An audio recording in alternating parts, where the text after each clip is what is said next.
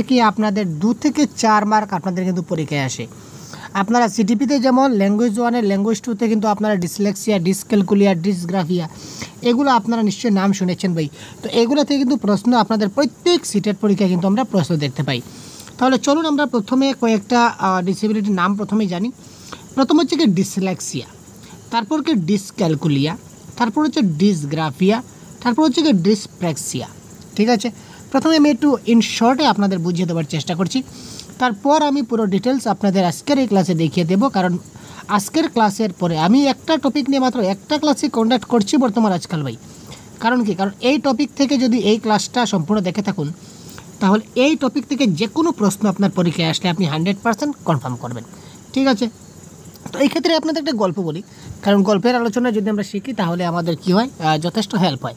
ঠিক আছে, একটা ছোট ছেলে, একটা 6 বছরের ছোটো ছেলে, সে কী করলো, একটা দোকানে গেল। দোকানে গিয়ে বললো যে আমাকে সাবানটা দাও। ঠিক আছে, সাবানটা দাও। তো সাবানের উপর এইটা লেখা ছিল। ঠিক আছে, সাবানের উপর এইটা লেখা ছিল। সে বললো যে 6 বছরের একটা শিশু, সে দোকানে গেল, গিয়া বললো আমাকে একটা সাবান দাও। তো সাবানের উপর এইটা লেখা ছিল। সে বললো ওই যে লুক্স সাবানটা দাও। কি বললো, কথাগুলো মাথায় রাখবেন। সে বললো ওই যে লুক্স সাবানটা দেখতে পাচ্ছেন, ওই লুক্স সাবানটা আমাকে দেন। ঠিক আছে, এই লুক্স সাবানটা আসলে আমাকে দেন।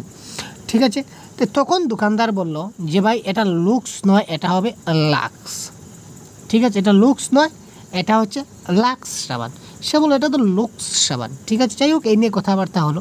তো এবার আপনারা একটা জিনিস দেখুন, এই যে লুক্সকে সে লাক্স বলছে, লাক্সকে সে কী বলছে, লুক্স বলছে। মানে ঠিক আছে, লেখাটা দেখে সে পড়তে পারছে না। ঠিক আছে, সে কী করতে পারছে না, পড়তে পারছে না। ঠিক আছে, পড়তে পারছে না মানে কি, তার রিডিংয়ের সমস্যা রয়েছে। ঠিক আছে ভাই, তার রিডিংয়ের সমস্যা রয়েছে। রিডিংয়ের সমস্যা কোথায় রয়েছে, এই লাক্সে রয়েছে। ঠিক আছে, তো এই লাক্সের সঙ্গে আমরা একটু অ্যাড করি, আপনারা মনঃসংযোগের জন্য বলছি, এখানে আপনারা যোগ করে দিন লেক্সিয়া। কি যোগ করে দিন, লেক্সিয়া। এই দেখুন লেক্সিয়া। ঠিক আছে, লেক্সিয়া মানে পড়া। ঠিক আছে, আর পড়তে পারছে না, তার সমস্যা মানে কি, ডিসলেক্সিয়া। পড়তে পারছে না, সে লাক্সকে লুক্স বলছে, সে ঠিক করে পড়তে পারছে না, তো ডেট ইজ কল, এটা তার পঠনের সমস্যা। ঠিক আছে ভাই, তো মাথায় রাখবেন যখনই ডিসলেক্সিয়া হবে এটা কী ধরনের সমস্যা হবে, এটা হবে কি, রিডিংয়ের সমস্যা। এটা আপনি মাথায় রাখবেন, এটা হচ্ছে মেনলি পঠনের সমস্যা। আরও রয়েছে, সবগুলো ডিটেলস আমরা দেখিয়ে দেবো আপনাদের, তো আপাতত এটা মাথায় রাখুন। তারপর দেখুন ডিসক্যালকুলি। আচ্ছা, ক্যালকুলিয়া থেকে আপনার মাথায় কি কিছু আসছে? হ্যাঁ, আমার মাথায় আসছে অনেক কিছু। কি আসছে ভাই, ক্যালকুলেটার যখনই থাকবে তখনই plus minus into divide percentage etcetera etcetera অনেকগুলি থাকবে। তার মানে কি স্যার, তার মানে ক্যালকুলেটর দিয়ে আমরা কী করি, হিসাব নিকাশ করি।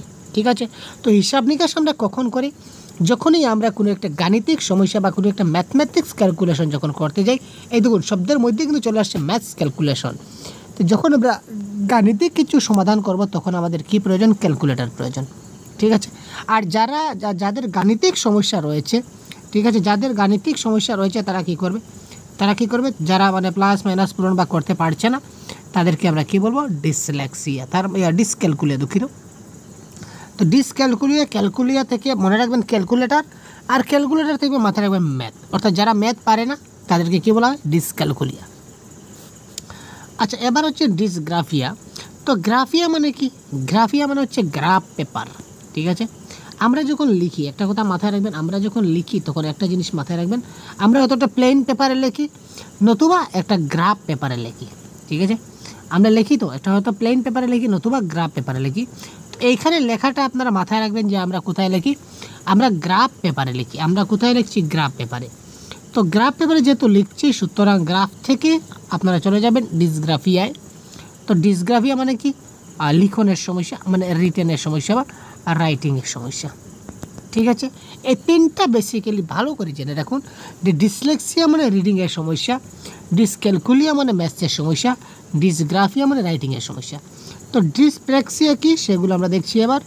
তারপর আরও রয়েছে দেখুন ADHD, হাইপার ডিসঅর্ডার, তারপর হচ্ছে ডিসফেসিয়া, তারপর হচ্ছে অটিজম, তারপর হচ্ছে অ্যাফাজিয়া। ঠিক আছে, এই সবগুলো আমরা দেখবো এক এক করে। তো এবার আমরা ডিসলেক্সিয়া কি তার সম্বন্ধে পুরো ডিটেলস আমরা একবার দেখে নিই। আর ভাই রুক যা, আমরা এবার প্রথমে আমরা ডিসলেক্সিয়া কি তার সম্পূর্ণটা আমরা দেখে যাই।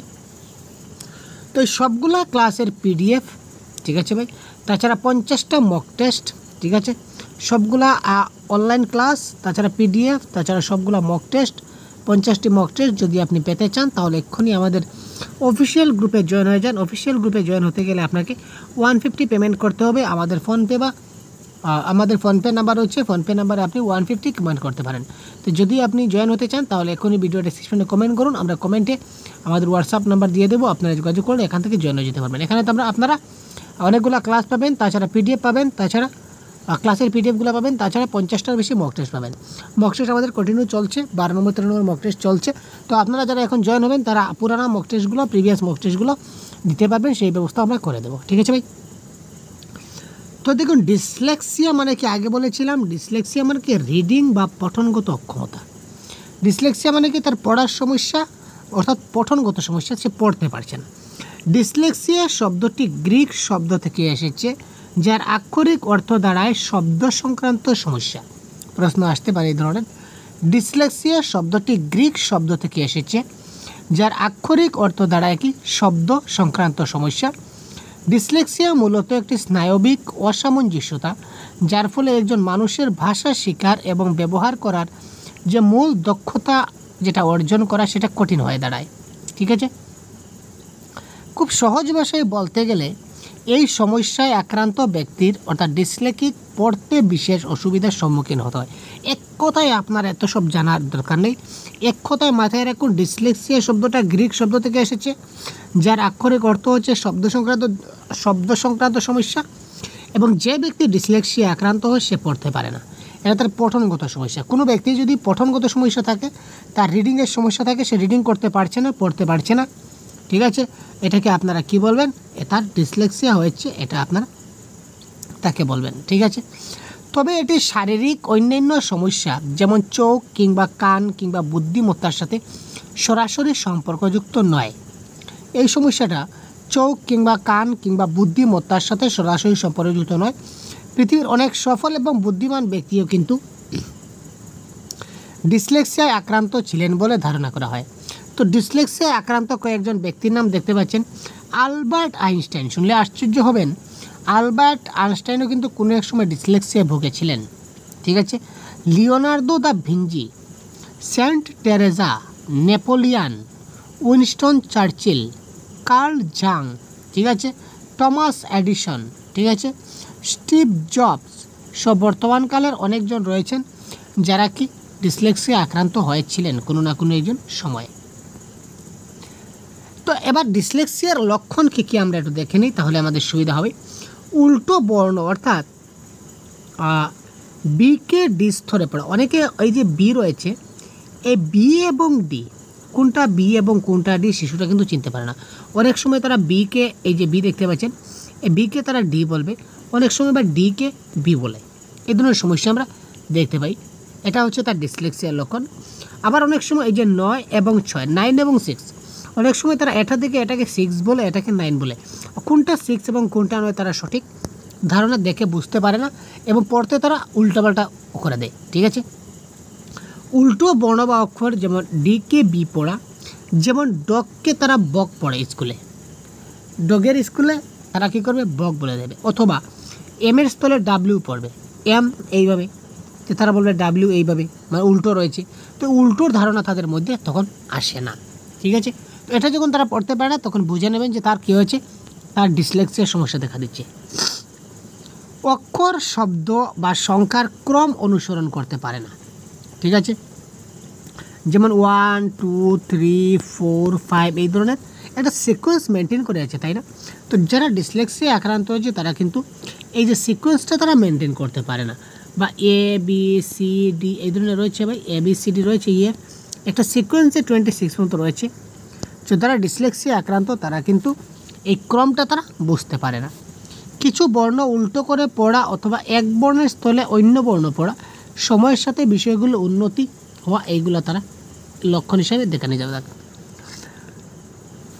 তারপর দেখুন, বয়স অনুযায়ী নতুন শব্দ, প্রশ্ন আসবে, অনেক ইম্পর্টেন্ট ক্লাস হতে চলেছে, প্রশ্ন আসবে যে বয়স অনুযায়ী তারা নতুন শব্দ শিখতে পারছে না, মনে রাখতে পারছে না, উচ্চারণ করতে তারা ব্যর্থ হচ্ছে, এটা তার কী ধরনের অক্ষমতা, আপনি সেটাকে দিতে হবে কি, সেটা ডিসলেক্সিয়া। গতিকে আপনাকে জানতে হবে।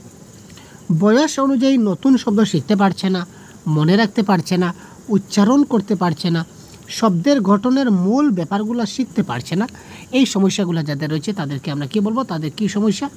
তাদের ডিসলেক্সিয়া সমস্যা। শব্দ গঠনে ধ্বনির ক্রম অনুসরণ করতে না পারে, যেমন টিপ লিখতে গিয়ে পিট পড়ে, ঠিক আছে? তারা এই যে টিপের জায়গায় তারা কী করবে? পিট পড়ে, মানে উল্টো পাল্টা, ঠিক আছে? টিআইপির জায়গায় পিআইটি হয়তো পড়ে দিল, তারপর লেফটের জায়গায় তারা ফেল্ড পড়বে। এই ধরনের মানে এলোমেলো হিসাবে অক্ষরের শব্দ গঠনের ধ্বনির অনুসরণ না করে তারা অক্ষরগুলিকে তারা উল্টো পুল্টো করে পড়ে দেয়। এখানে লিখবে লেফট, ঠিক আছে, লেখছে তারা লেফট কিন্তু পড়বে ফেল্ড। আবার এখানে লেখছে টিপ কিন্তু এটাকে বলবে এটা হচ্ছে পিট, এবার মানে ভুল পড়বে। That is call dyslexia. প্রায় শব্দ উচ্চারণে ভুল করা, ঠিক জায়গায় ঠিক শব্দটি ব্যবহার করতে না পারা, এটাও কিন্তু একটা সমস্যা। ঠিক জায়গায় তারা ঠিক শব্দটা ব্যবহার করতে পারছে না বা প্রায় উচ্চারণে ভুল করছে। তো এক কথা শেষ, পড়তে গেলে যত ধরনের সমস্যা সবগুলা কি ডিসলেক্সিয়া। তারপর যখন ডিসক্যালকুলিয়া কী বলেছিলাম? ডিসক্যালকুলিয়া মানে বলেছিলাম গাণিতিক সমস্যা। সংখ্যা সম্বন্ধে সাধারণ তথ্য বা গণিতের পদ্ধতি মনে রাখতে না পারা। সংখ্যা সম্বন্ধে সাধারণ তথ্য বা গণিতের পদ্ধতিগুলো তারা মনে রাখতে পারছে না, মানে গাণিতিক সমস্যা, ম্যাথমেটিক্সের সমস্যা হচ্ছে। ধীর গতিতে অঙ্ক করা ইত্যাদি শিক্ষা সম্বন্ধীয় বিকারকে ডিসক্যালকুলিয়া বলা হয়, ঠিক আছে? আমরা বুঝলাম, আর বুঝলাম একটু পড়ে নেই আর কি।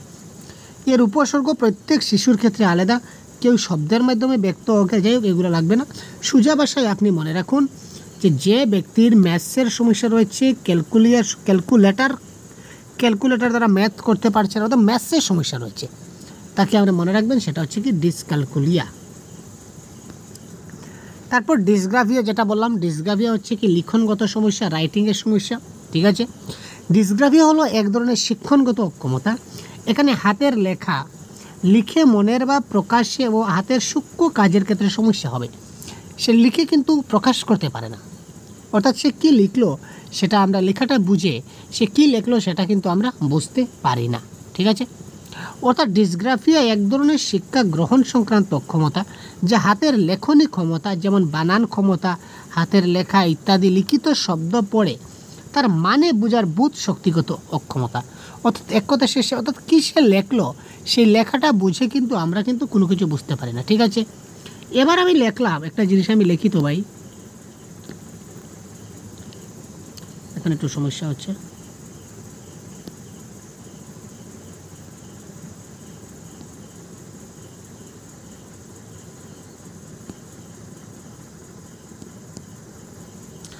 সচ পুচ বকত, আপনি কিছু বুঝলেন? আপনি তো পড়তে পারলেন সেটা সচ পুচ বকত আমি লিখেছি, কিন্তু এটার কি কোনো মিনিং দাঁড়ালো? এটা কি মিনিং হলো ভাই? কোনো কিছু সময় আমি কী বলতে চাইছি? ছচ পুচ বকত বলে আমি কি বলতে চাইছি আপনাকে? আপনি কিছু বুঝতে পারছেন? আপনি কিছু বুঝতে পারছেন না, দ্যাট ইজ কল ডিসগ্রাফিয়া। এই ধরনের শিশুরা যখন লিখবে যা পড়ে কোনো কিছু বোঝা যাবে না, that is call one type dysgraphia, ঠিক আছে? তো ডিসগ্রাফিয়ায় আক্রান্ত শিশুদের জন্য হাতের লেখনীর ক্ষমতার বিকাশ সময় এবং পরিশ্রম করতে হয়। এবার দেখি ডিসপ্র্যাক্সিয়া। এবার আমরা দেখব ডিসপ্র্যাক্সিয়া। মোটর স্কিলগত যে সমস্যা, সূক্ষ্ম কাজ করতে সমস্যা, অর্থাৎ motor skill development. Motor skill মানে কি?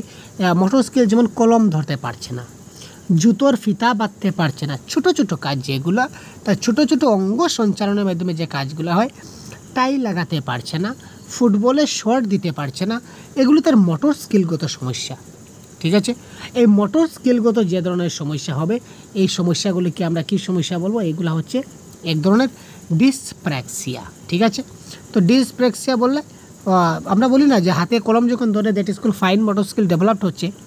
তো তার যখন ফাইন মোটর স্কিল ডেভেলপড হবে না, মোটর স্কিলের যখন সমস্যা দেখা দেবে, কয়েকটা উদাহরণ আমি দেখিয়ে দিলাম আপনাদের, যেমন কলম ধরতে পারছে না একটা সমস্যা, জুতোর ফিতা বাঁধতে পারছে না আরেকটা সমস্যা, টাই লাগাতে পারছে না আরেকটা সমস্যা, ফুটবলে শট দিতে পারছে না আরেকটা সমস্যা। তো এই জন্য সমস্যা যখন দেখা দেবে তখন এই সমস্যাগুলোকে আমরা কী বলবো? এগুলো হচ্ছে কি ডিসপ্র্যাক্সিয়া।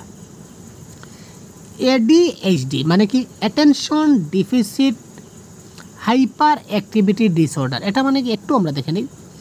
চঞ্চল প্রকৃতির আক্রান্ত শিশুদের প্রাথমিক বৈশিষ্ট্য। এই যারা বেশি চঞ্চল প্রকৃতির শিশু রয়েছে তাদের ক্ষেত্রে এই বিকারটা দেখা যায়, অর্থাৎ এই ডিসেবিলিটি দেখা যায়।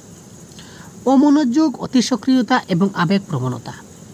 ঠিক আছে, যারা অমনোযোগ রয়েছে, অতি সক্রিয়তা রয়েছে এবং আবেগ প্রবণতা রয়েছে, অর্থাৎ এক কথায় যারা চঞ্চল শিশু রয়েছে তাদের ক্ষেত্রে এই ডিসঅর্ডারটা তাদের মধ্যে দেখা যায়। Attention deficit hyper activity. ঠিক আছে, এই তিনটি বৈশিষ্ট্য যে কোনো শিশুর মধ্যে দেখা যায়, কিন্তু এদের মধ্যে এক বা একাধিক বৈশিষ্ট্যের অতিরিক্ত প্রকাশই যদি হয় তাহলে এটা হচ্ছে কি ADHDর লক্ষণ। ঠিক আছে, চঞ্চল প্রকৃতির শিশুদের মধ্যে তিনটা বৈশিষ্ট্য দেখা যায়। তো এই তিনটা বৈশিষ্ট্য যে কোনো শিশুর মধ্যে আমরা দেখতে পাবো, কিন্তু এদের মধ্যে যদি এক বা একাধিক বৈশিষ্ট্য, ঠিক আছে, অতিরিক্ত প্রকাশ হয় তখনই সেটা কী হবে, ADHDর লক্ষণ হবে। তারপর কি, তারপর যে ডিসফাসিয়া, ভাষা ও কমিউনিকেশনগত সমস্যা। নিজেকে প্রকাশ করতে পারছে না, স্টেজে বলতে পারে না। কোনো কোনো সময় দেখা যায় যে সে নিজেকে প্রকাশ করতে পারে না। ঠিক আছে ভাই, কোনো সময় দেখা যায় সে কী করতে পারছে না, নিজেকে নিজে প্রকাশ করতে পারছে না। কোনো সময় স্টেজে কথা বলতে পারছে না, স্টেজে কথা বলতে তার সমস্যা হচ্ছে, সে ঘাবড়ে যাচ্ছে, সব কিছু ভুলে যাচ্ছে, অর্থাৎ তার কমিউনিকেশনের সমস্যা রয়েছে। ঠিক আছে, বা কারোর সঙ্গে কারো একটা বক্তৃতা দেবে, স্পিচ দেবে, নিজেকে নিজে প্রকাশ করবে, নিজেকে এক্সপ্রেশন করবে, সেটা যখন পারছে না তখন ইট ইজ কল্ড ডিসফাজিয়া।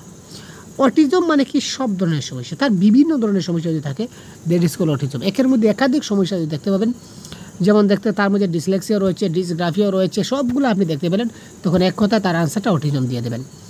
এফাজিয়া মানে ভাষা সম্বন্ধীয় সমস্যা, মানে তার ভাষা সে কী করতে পারছে না, তার ভাষাটা ডেভেলপ করতে পারছে না, তার ভাষাগত সমস্যা রয়েছে, ল্যাঙ্গুয়েজ সমস্যা, ল্যাঙ্গুয়েজ ডিসঅর্ডার।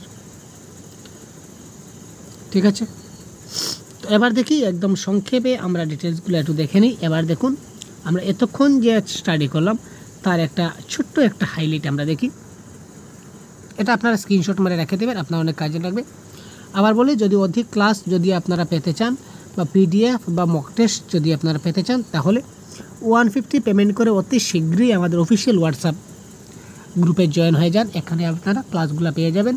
প্রতিনিয়ত আমাদের মক টেস্ট হচ্ছে, আজকেও আমাদের মক টেস্ট হলো, তো প্রতিদিন কন্টিনিউ মক টেস্ট চলছে, 50+ মক টেস্ট হবে। তো আপনারা যদি জয়েন হতে চান তো খুব তাড়াতাড়ি কমেন্ট বক্সে কমেন্ট করুন, আমি আপনাদেরকে হোয়াটসঅ্যাপ নাম্বার দিয়ে দেবো, এখানে আপনারা যোগাযোগ করলে জয়েন হতে পারবেন। তো দেখুন, ডিসলেক্সিয়া মানে কি, আগে বলেছিলাম ডিসলেক্সিয়া মানে কি রিডিং বা পঠনগত অক্ষমতা, এটা জানতে হবে। এখান থেকে এই মানে মূল সারমর্ম যতটুকু পড়লাম তার মূল সারমর্ম এতটুকুই। ডিসক্যালকুলিয়া, ক্যালকুলিয়া মানে কি গাণিতিক বা ম্যাথমেটিক সমস্যা। ঠিক আছে ভাই, পড়লাম তো না পড়লাম না বলুন তো। ডিসগ্রাফিয়া আমি বুঝিয়েছিলাম আপনাদেরকে যে গ্রাফ পেপারে লিখবো, গ্রাফ থেকে গ্রাফিয়া, তো লেখার সমস্যা, লিখনগত সমস্যা। ডিসপ্রেক্সিয়া মানে মোটর স্কিলগত সমস্যা। ADHD মানে কি চঞ্চল, অমনোযোগ, অতি সক্রিয়তা এবং আবেগ প্রবণতা। ঠিক আছে, এই ধরনের যারা থাকবে শিশুদের, তাদের কিন্তু এই সমস্যাটা দেখা দেবে। ডিসফাসিয়া মানে ভাষা এবং কমিউনিকেশনগত সমস্যা, এইমাত্র যে বললাম যে স্টেজে উঠে কোনো কিছু তার নিজেকে নিজে প্রকাশ করতে পারছে না। অটিজম মানে সব ধরনের সমস্যা, আর এফাজিয়া মানে ভাষা সম্পর্কে সমস্যা। এখান থেকে 100% কনফার্ম আপনারা মার্ক পাবেন। ঠিক আছে, যদি ক্লাসটা আপনারা যদি ভালো করে দেখে না থাকেন তো আমি রিকোয়েস্ট করব আপনারা প্রথম থেকে আবার এই ক্লাসটা সুন্দর মতে ভালো করে মনোযোগ সহকারে একটু দেখে নিন, কারণ এই টপিক থেকে কিন্তু প্রশ্ন আসছে, সেটা কনফার্ম। প্রত্যেক বছরই এখান থেকে প্রশ্ন আসে। ঠিক আছে, প্রত্যেকটা জিনিস ছোটো ছোটো করে পয়েন্টগুলো আপনাদের বুঝতে হবে। সুতরাং ক্লাসটা যদি আবার দেখে না থাকেন তো আরেকবার কাইন্ডলি প্রথম থেকে দেখে নিন মনোযোগ সহকারে। তো পরবর্তীতে আবার অন্য একটা ক্লাস নিয়ে কথা বলবো। ভালো থাকবেন, সুস্থ থাকবেন, আমাদের সঙ্গে থাকবেন। ধন্যবাদ।